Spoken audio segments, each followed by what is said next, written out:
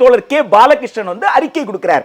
அந்த அறிக்கை எதோடைய வெளிப்பாடு அப்படின்னு கேட்டீங்கன்னா, விடுதலை போராட்ட தியாகிகளுடைய கனவு, இந்திய அரசமைப்பு சட்டம் சொல்லக்கூடிய விழுமியங்கள், அது அனைத்துக்கும் நேர் எதிரான அறிவிப்பாக இது இருக்கிறது.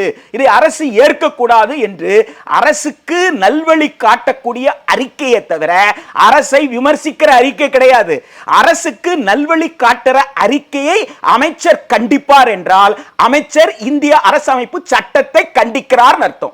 இந்திய அரசமைப்பு சட்டத்தின் கூறு 41 மாண்புமிகு தமிழ்நாடு பள்ளிக்கல்வி அமைச்சர் கண்டிக்கிறாரா என்று பள்ளிக்கல்வி அமைச்சர் கிட்ட கேட்டு சொல்லுங்க. இந்திய அரசமைப்பு சட்டத்தின் கூறு 21 கண்ணியமிக்க குழந்தை பருவத்தை உத்தரவாதப்படுத்த சொல்லுது. ஃப்ரீடம் ஆஃப் லைஃப், குழந்தையா இருக்கட்டும் பெரியவங்களாகட்டும், ரைட் டு லைஃப்னா என்ன? வாழ்வதற்கான உரிமை. வாழ்வதற்கான உரிமை என்றால் என்ன என்று சொல்லும் பொழுது உச்சநீதிமன்றம் பல வழக்குகள்ல சொல்லி இருக்கு, கண்ணியமிக்க வாழ்க்கைக்கான உத்தரவாதம்.